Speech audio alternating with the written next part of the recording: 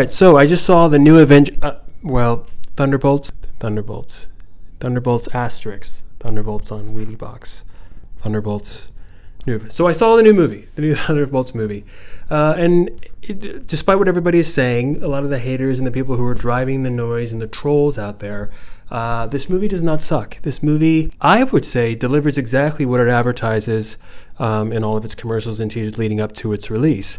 It's going in a different direction. It's actually utilizing what most of the movies that we loved do so well in a new era for today, while it bridges the gap between the in-game, which everyone is talking about, and the post-Marvel Cinematic Universe into what it's going to be leading up to, moving into this new territory. And I think that's where Thunderbolts shines the best. It's a literal mirror for not only the audience, but the characters within this cinematic world on their way to something else, something better, something promised, something bigger, something that reinvigorates the need to exist and carry on, i.e. the transformation of dealing with turmoil, traumas, setbacks, character defects, flaws, and ultimately one's desire to connect in isolation and handle one's demons in order to transcend and transform himself into a better version, into a more capable person, a hero, a team member, someone that you can rely on. And that's what the Thunderbolts, New Avengers, Thunderbolts, I'm not really sure, but that's what the movie delivers on, and that's where it's actually its strongest. The trailers don't show a lot of action because, hey, it's not the center of the film, but when it's done appropriately.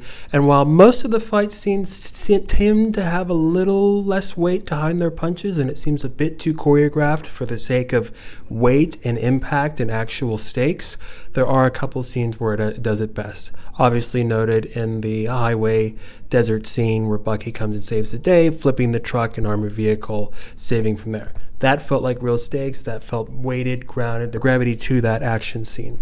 In other areas where you're seeing the Sentry finally in his blonde and yellowed and cape-draped essence, it's a bit on the sense of disbelief because obviously he is beyond a Superman character for the Marvel Universe. His powers are OP times 10.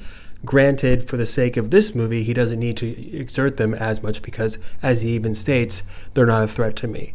But in the same token, if Florence Pugh's Yelena was to be flown up into a ceiling, I'm not sure she would survive, or at the very least, a few cracked ribs, vertebrae, and potentially a fractured skull. But we're not going to get into that. Flying desks and tables and ornaments all over the place, in and out of windows. Sure, we get it. I think his character, and again, I'm not sure why the overall objective and tone of the film was to particularly delve into mental health in the sense of mental health and trauma and the modes of dysregulation that people go through in order to get through their daily lives. But Bob's character, the Sentry, the Void, is essentially one of those things of what happens when a maladapted individual suddenly gets this magic bullet or quick fix that you think that you need in order to make your life, or in order to change your life and save your life and give you a better life that you've always wanted. And what happens when you don't do the work is almost like the same thing that we see all the time and day to day with celebrities or people who achieve what they believe to be the greatest aspects and aspirations of a great life, and yet they still crumble under the weight of what happens when you finally get the thing that you think you need to make you whole, when really the thing that you're avoiding most, like the other characters of the Thunderbolts, is the thing that you must attack head on in order to transcend that and rewrite the narrative and rewrite your story and overcome the things that have been holding you back. And that's the overarching story and progressionary arc that all of the characters have to go to, is that you have to face the thing that's holding you down. We all have to. And for whatever reason, this movie decided that's the foundation of where this is. It almost is like declaring that that's where the MCU's either viewership or past is. Like, the past is done, and the more that we look to the past as a comfort, as a safety, the more that we're going to be disappointed with the now, and ultimately sabotaging the future. So I don't know if that's what it was intending. It's like it's bridging this sort of malaise of movies where we were always anticipating for the sake of like save us and bring us back to the glory days because the current days suck, and people have been let down time and time again. And this movie and its characters have to go back and understand that the things that we either thought we needed, just like in therapy, the things that you had to do to survive are not the things that are going to continue on or allow you to thrive in the future. And Florence Pugh's character, I think, is a direct conduit of what it feels like to face these things, or first run away from these things, and then ultimately, once you've crumbled enough in the last defeat, you have to understand and acknowledge the fact that what I'm doing isn't working anymore. This life isn't working for me. I need more. And you might think that it means being famous, like most of us. We think that becoming famous or becoming acknowledged and being seen is going to fix all the things that have broken us or left us lacking in some way, shape, or form. But really, it's saying what happened in the past, that doesn't define me. I did the best that I could in that time, and now I have to become something else. I have to move on. I have to say that I can't do it alone. I need to invest in something greater than myself. I need to find other people who are like me or people who are trying to get better. And the movie capitalizes on demanding certain performances for these people who, you're going to have a lot of quips and snarks and snaps because these are essentially all maladapted people who have thrived on their own. So, of course, in a group setting, it's a lot of bickering and fighting. Now, the one part that is, I would say, cliche or very movie momenty is where you need every single person to lift a certain slab of stone, and it symbolizes too heavy-handedly what happens when you work together. You're stronger together than you are individually, even though I think that particular individual could have muscled it by himself. But it then transitions into this is what happens when you work as a group. But yeah, everyone shows up and delivers the performance necessary in a comic book movie to illustrate the themes and tones that are asked and being required for this movie. Again, I don't know why it chose that particular linchpin of a mood and tone to serve as the character arc for all of its moving parts to sort of coalesce and move towards, but it does so in a way that actually justifies why they're brought together and how they can move forward. But what the movie does, though, is that it at least understands where the characters are coming from, and it gives you a chance to catch up in areas that you may not have seen before in shows like Falcon and Winter Soldier, or if you forgot about Ant-Man and the Wasp, you don't remember Black Widow. And I think that's where it utilizes exposition and character development best, where people say, oh, these are shallow or undefined characters or undefined stakes. I have to disagree. The very essence of this movie is to at least tell us why all of these characters have something to work towards and work through in order to go into the next level. With that said, it was a bit interesting that some of the character choices that I do feel were for the sake of balancing out the gender dynamics and roles for this group. For instance, you couldn't just have a Florence Pugh's Yelena surrounded by Sebastian Stan, Wyatt Russell, David Harbour, and Lewis Pullman. And so you throw in Ghost and Taskmaster.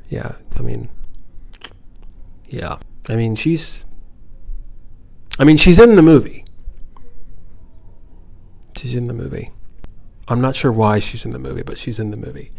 But anyway, so I do think that was a bit interesting, using certain characters, incorporating certain characters. You could even argue that the redundancy of a Captain America-esque character for the sake of Avengers is threefold. Between Sebastian Stan, Wyatt Russell, and David Harbour finally off as Red Guardian, those are three attempts at essentially nailing down your Captain America character.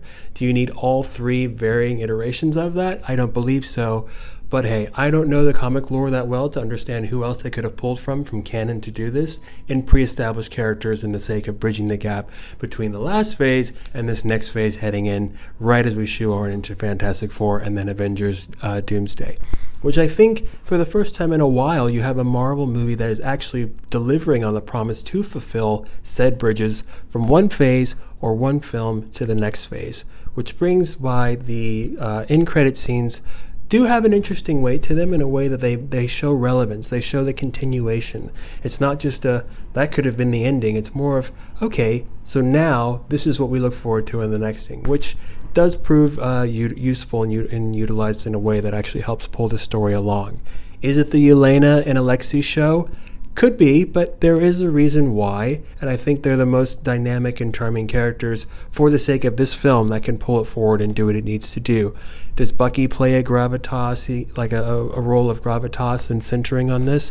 To a degree. He's more of the brooding person who ignites the second half into this film, into why they should all be the Thunderbolts. And in his case, it's more of a recognizing who you really are as opposed to failing at who you think you should be. And I think a lot of the characters go through that as well. It's a reckoning with your doubts and insecurities and your past troubles or the weights of your mistakes in life, and learning that sometimes being a lone wolf is only so useful up until a point where you need to actually rely on and call for help by the aid of others who either understand where you're coming from or where you're currently at, or can help you at least get to the next phase, which I think this does it really well in a way that Avengers may not have done. I think the Avengers had the astronomical, dramatic examples of the stakes to get them there, but they never really had to confide and particularly rely on one another outside of being called together for those events. And this movie, yes, it could be labeled as trauma bonding or superhero AA, but I think what it does justifies the need for these characters who have gone on and excelled in their dysfunctions for the sake of, their professions and their skill sets, and now understanding that's no longer appropriate or no longer the sole thing they can rely on to get them through these insurmountable odds. And that's where this movie brings it back to a weight or a groundedness that you've seen in like a Winter Soldier, but it has a compelling through line of character and heart and stakes and emotional arcs and character growth from a Guardians, where I think this is most closely relied to. Is it Suicide Squad? Not particularly. I think it's more of a Guardians, and that they are moving towards a shared goal that the movie does not let you forget about, which I think is a positive. What else can I say about this movie?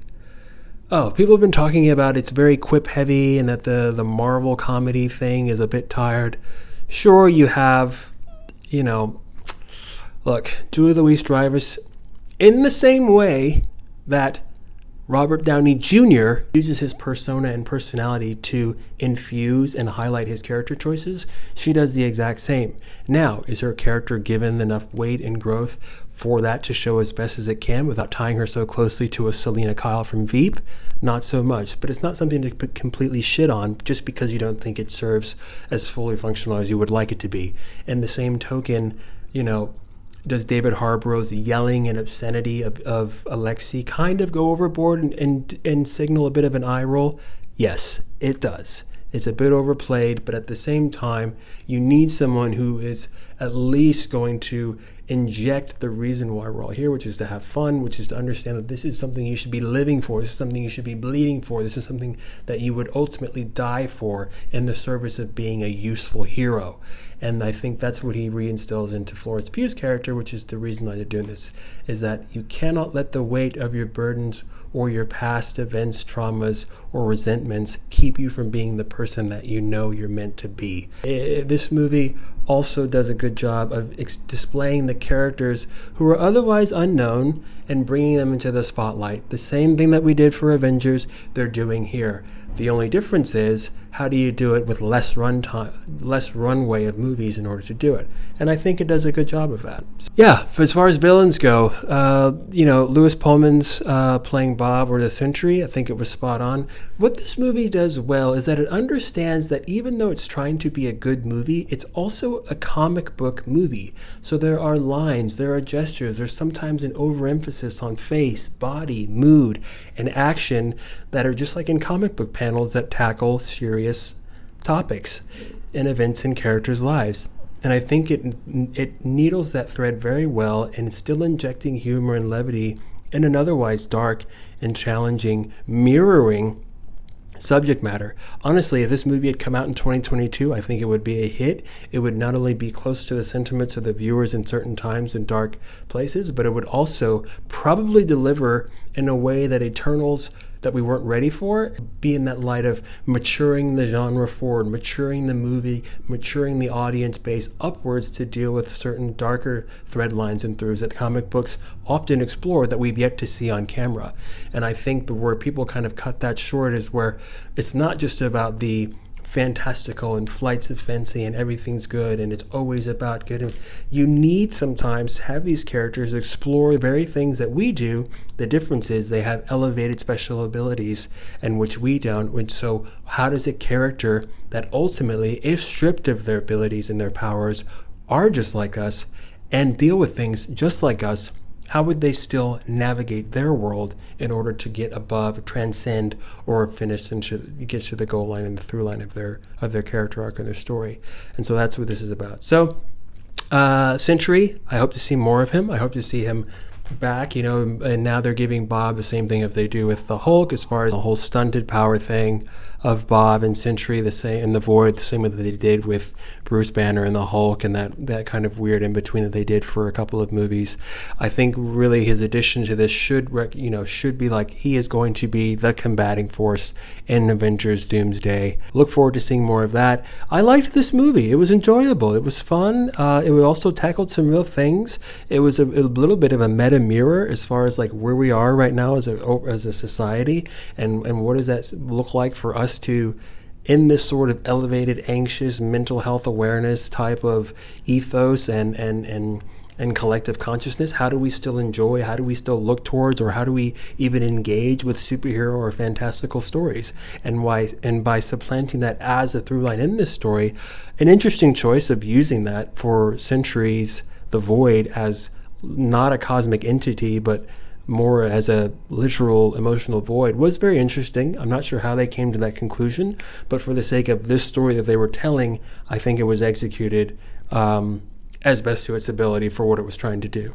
Now, perhaps that was the only way they could do it. I don't know if, having him be this completely out of control, cosmic threat, world-torturing sort of supervillain, unstoppable force was a bit too much for him. At either way, what the film set out to do, I think it excelled at, and it performed accurately. The new Avengers, Thunderbolts, Thunderbolt Avengers, it's a good movie. Check it out. So yeah, if you're interested in go see it. Does it need to be IMAX? I don't think so. I think, Dolby or any of the other variations are cool. It works out. The size of the screen doesn't particularly matter for this story, and I think you'll enjoy it all the same. All right, until next time.